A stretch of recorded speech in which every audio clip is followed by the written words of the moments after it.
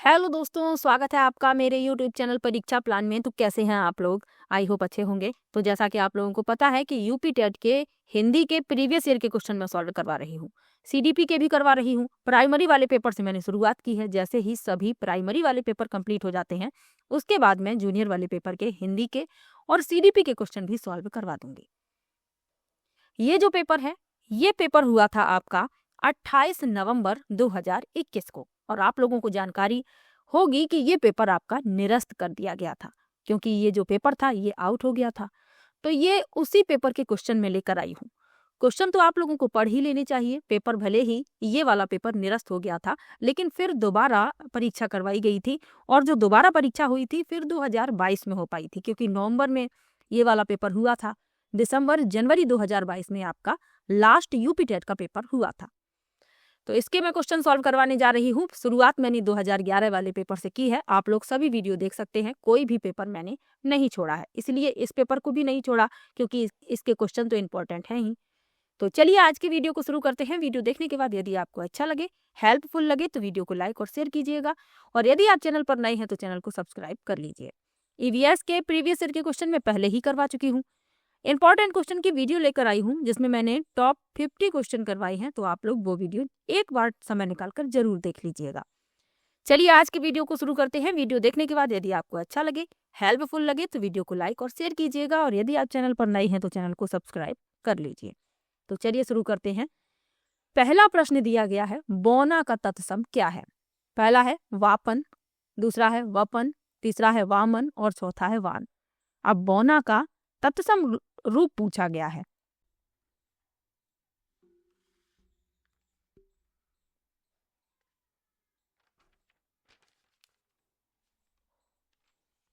तो बौना का तत्सम रूप होगा वापन। सी विकल्प इसमें आपका सही हो जाएगा। कुछ ऐसे टॉपिक हैं जिनसे आपको प्रश्न मिलने ही हैं, जैसे तद्भव तत्सम से एक प्रश्न मिलेगा, पर्यायवाची से, विलोम शब्द से। इसके अलावा मुहावरे से पूछ लिया जाता है, लोकोक्तियों से पूछ लिया जाता है, और अलंकार और रस, इनसे भी प्रश्न पूछे जाते हैं। संधि भी आपको मिलेगी। इसके अलावा समास से भी संबंधित प्रश्न पूछे जाते हैं। तो यही इंपॉर्टेंट टॉपिक होते हैं हिंदी में आपके, और इनसे ही प्रश्न पूछे जाते हैं। चलिए आगे बढ़ते हैं, अगले प्रश्न पर चलते हैं। धूमकेतु का पर्यायवाची क्या है? पहला है असुर, दूसरा है अग्नि, तीसरा है अश्व और चौथा है आकाश। तो धूमकेतु का पर्यायवाची शब्द पूछा गया है।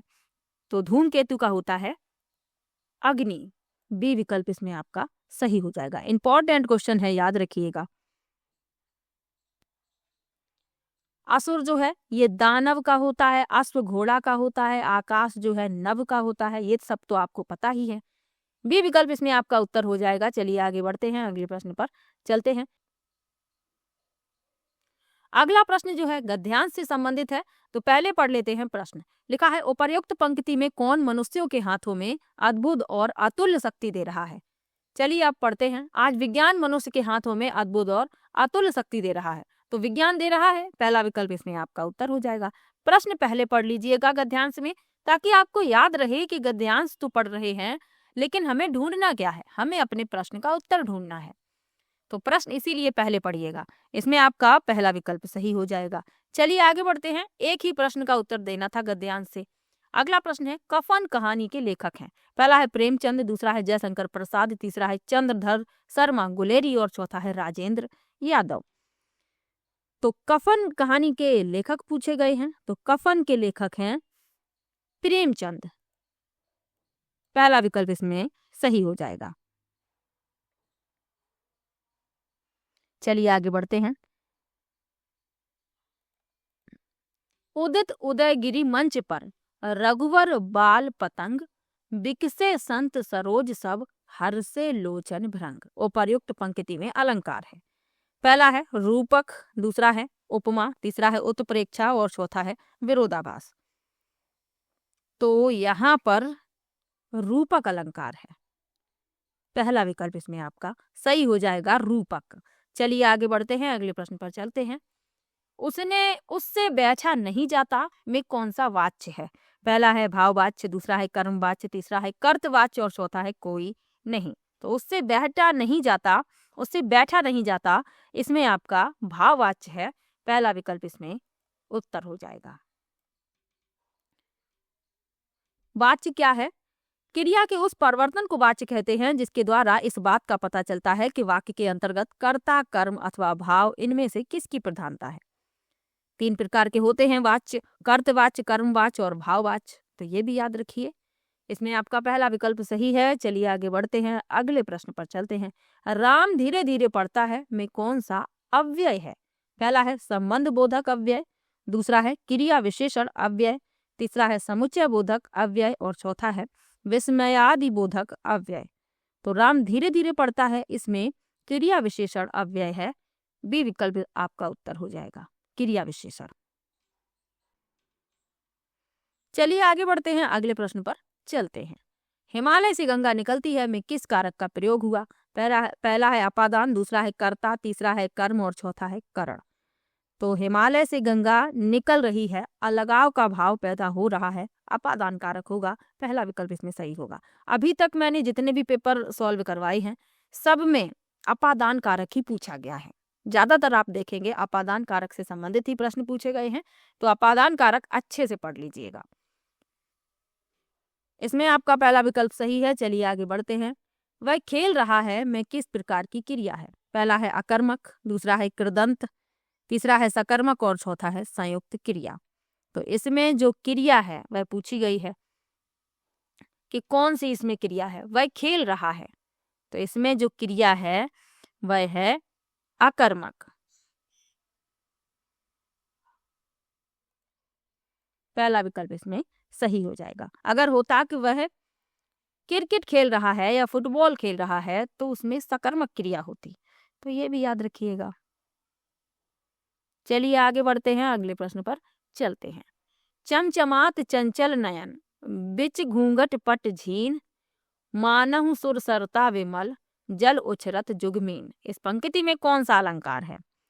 पहला है उत्प्रेक्षा, दूसरा है रूपक, तीसरा है विरोधाभास और चौथा है यमक। तो इसमें जो है उत्प्रेक्षा अलंकार है। पहला विकल्प इसमें आपका उत्तर हो जाएगा। चलिए आगे बढ़ते हैं, अगले प्रश्न पर चलते हैं। सूरज का 7वां घोड़ा, गुनाहों का देवता, 2 रचनाएं इसमें पूछी गई हैं। ये किसकी रचनाएं हैं? पहला है मोहन राकेश, दूसरा है नरेश मेहता, तीसरा है जैनेन्द्र और चौथा है धर्मवीर भारती। तो सूरज का 7वां घोड़ा और गुनाहों का देवता ये धर्मवीर भारती की रचना है। डी विकल्प इसमें आपका उत्तर हो जाएगा। इंपॉर्टेंट क्वेश्चन है, याद रखिए। चलिए आगे बढ़ते हैं, अगले प्रश्न पर चलते हैं। वा का उच्चारण स्थान क्या है? पहला है दंतोष्ठ, दूसरा है कंठ, तीसरा है दंत और चौथा है कंठ तालव। तो वा का उच्चारण स्थान दंतोष्ठ है। दंत और ओष्ठ मिलकर वा का उच्चारण करते हैं। पहला विकल्प इसमें आपका उत्तर हो जाएगा। चलिए आगे बढ़ते हैं, अगले प्रश्न पर चलते हैं। अग्नि का विशेषण क्या है? पहला है अनि, दूसरा है आग्नेय, तीसरा है अज्ञेय और चौथा है आग। तो अग्नि का विशेषण पूछा गया है, आग्नेय। बी विकल्प इसमें आपका उत्तर हो जाएगा। चलिए आगे बढ़ते हैं, अगले प्रश्न पर चलते हैं। तेजाब में कौन सी संज्ञा है? पहला है भाववाचक संज्ञा, दूसरा है व्यक्तिवाचक संज्ञा, तीसरा है द्रव्यवाचक संज्ञा और चौथा है समूहवाचक संज्ञा। तो तेजाब में द्रव्यवाचक संज्ञा है। संज्ञा के 5 भेद होते हैं: व्यक्तिवाचक, जातिवाचक, भाववाचक, गुणवाचक, द्रव्यवाचक। अब इसमें तेजाब में पूछा गया है, तेजाब में द्रव्यवाचक संज्ञा होती है। सी विकल्प इसमें आपका उत्तर हो जाएगा। चलिए आगे बढ़ते हैं, अगले प्रश्न पर चलते हैं। नाव जल में तैरती है में कौन सा कारक है? पहला है संप्रदान कारक, दूसरा है संबंध कारक, तीसरा है करण कारक और चौथा है अधिकरण कारक। तो नाव जो है जल में तैरती है, तो इसमें कौन सा कारक है? इसमें है अधिकरण कारक। डी विकल्प इसमें आपका उत्तर हो जाएगा।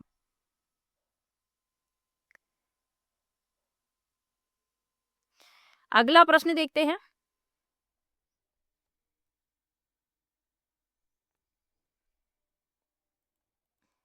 महेंद्र का संधि विच्छेद क्या है? महेंद्र का संधि विच्छेद पूछा गया है। तो महेंद्र का जो संधि विच्छेद होता है, यहाँ पर जो है बी विकल्प आपका उत्तर हो जाएगा, महाधन इंद्र। बी विकल्प इसमें आपका उत्तर है।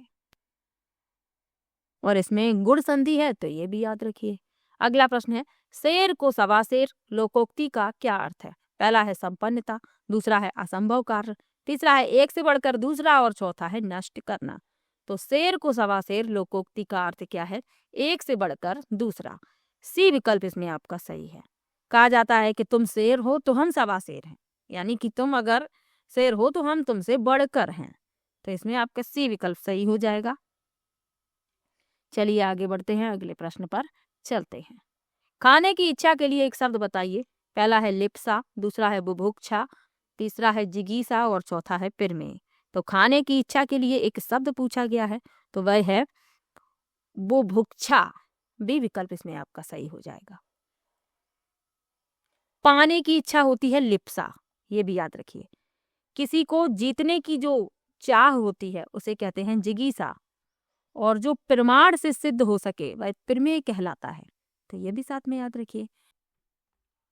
अगला प्रश्न दिया गया है, किंडरगार्टन शिक्षण पद्धति के जन्मदाता शिक्षा शास्त्री थे। पहला है वासबर्न, दूसरा है डेक्राली, तीसरा है मैडम मॉन्टेसरी और चौथा है फ्रोवेल। तो किंडरगार्टन के थे फ्रोवेल। डी विकल्प इसमें आपका सही हो जाएगा। ये जर्मनी के प्रसिद्ध शिक्षा शास्त्री थे, तो ये भी याद रखिएगा। चलिए आगे बढ़ते हैं। प्रवर का विलोम शब्द क्या है? पहला है अंतिम, दूसरा है अवर, तीसरा है प्रशस्त और चौथा है अप्रशस्त। तो प्रवर का होता है अवर। बी विकल्प इसमें आपका उत्तर हो जाएगा। चलिए आगे बढ़ते हैं। अगला प्रश्न है, उपचारात्मक शिक्षण में किस अध्यापन प्रक्रिया का प्रयोग अधिक किया जाता है? पहला है सामाजिक, दूसरा है व्यक्तिगत, तीसरा है यांत्रिक और चौथा है वाचन। तो उपचारात्मक शिक्षण में व्यक्तिगत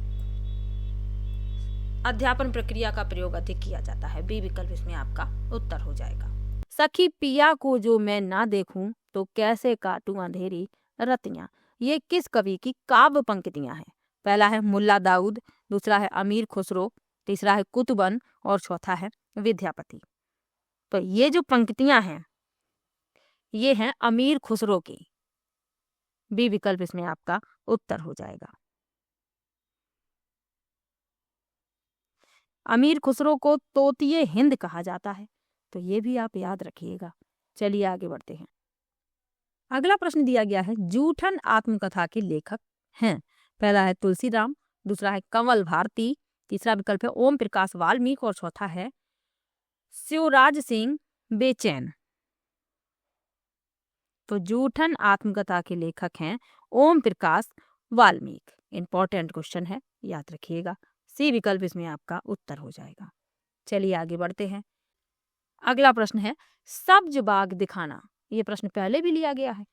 मुहावरे का अर्थ पूछा गया है। पहला है धुन लग जाना, दूसरा है विस्तृत अनुभव होना, तीसरा है पीछा छुड़ाना और चौथा है अच्छी बातें कहकर बहकाना। तो सब्ज बाग दिखाना यानी कि अच्छी बातें कहकर बहकाना। डी विकल्प इसमें आपका उत्तर हो जाएगा। चलिए आगे बढ़ते हैं। जब कर्ता एक क्रिया समाप्त करके दूसरी क्रिया में संलग्न होता है तो पहली क्रिया क्या कहलाती है?